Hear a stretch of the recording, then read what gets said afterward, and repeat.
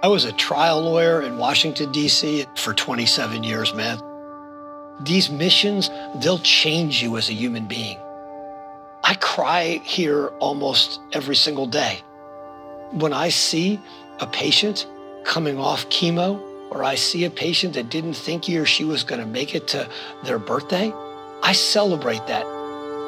These are tears of joy.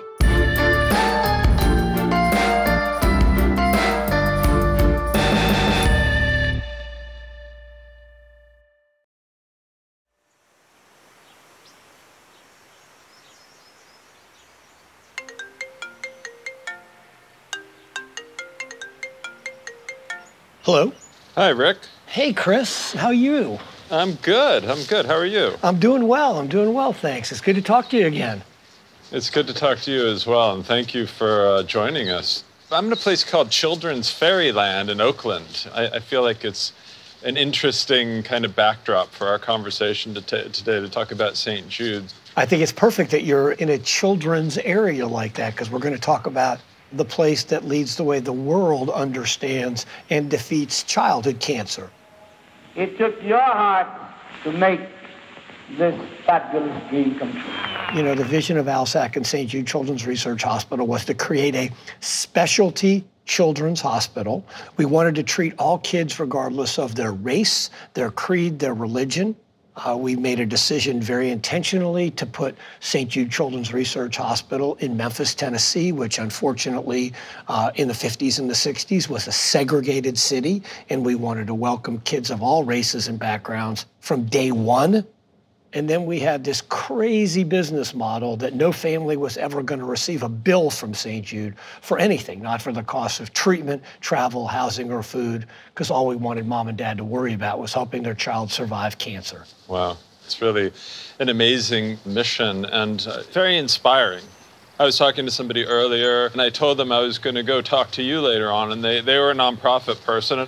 And they said, wow, that's the organization that really inspires us. So I'm wondering, how do you think about innovation? How do you think about, where ALSAC needs to continue to develop into the future? Yeah, look, I mean, we fundamentally believe that innovation has to be part of the core of what we do. You know, if you don't innovate, you're going to die. Okay? And we live in a time when the world is extremely disrupted. We live in a time when things are accelerated, and accelerated at a pace that we've never experienced in my lifetime. And we need to be agile, and we need to adapt to those times. And it requires an innovative mind. Where are you going? Where are you going with the vision? Where are you taking it, into the future?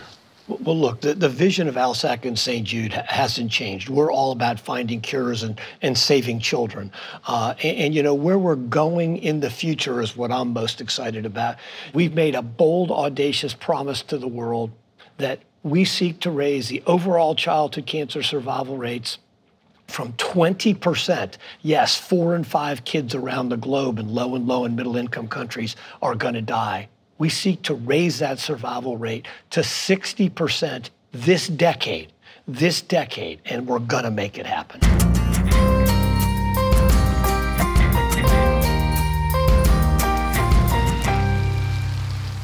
One question I had is around equity and justice, and I'm curious to know how you walk that line in your organization between leadership and really bringing out the voices of your staff and really bringing out, everybody's voice. It's in our DNA that we wanted to be an inclusive organization, and the hospital was premised on the notion of inclusion.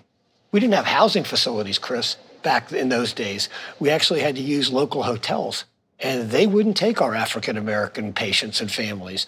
And Danny Thomas said, you don't get it, okay? We do everything together here.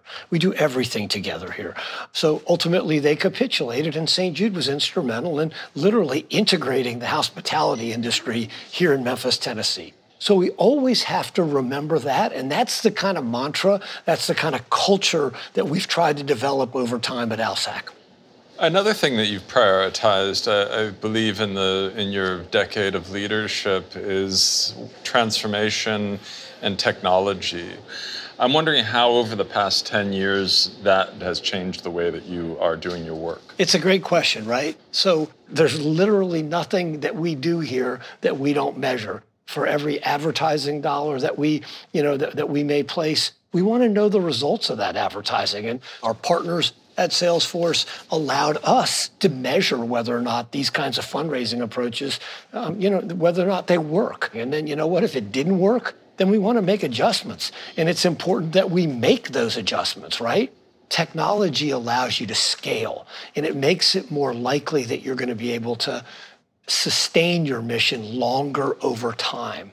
We're blessed to get a few major gifts, but many times they're not repeatable, right?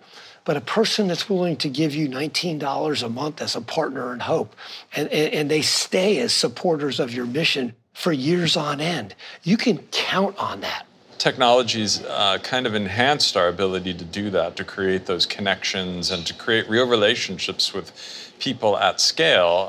And it's paid off for you. I mean, I see that 150% up in fundraising over the past decade. These are efforts that have really become a major part, I think, of what you do.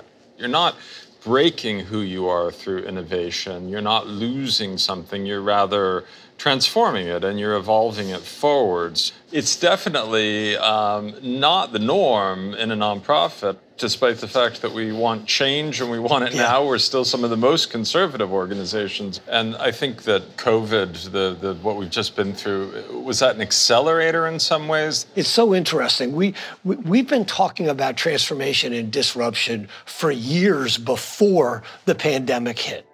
We've been blessed, but we're also on a multi-billion-dollar expansion. The hospital will spend $10 to $12 billion over the next 6 years. We've got a lot of fundraising to do in the years ahead, and I think technology is going to be the most important tool that we use, and we need to embrace that.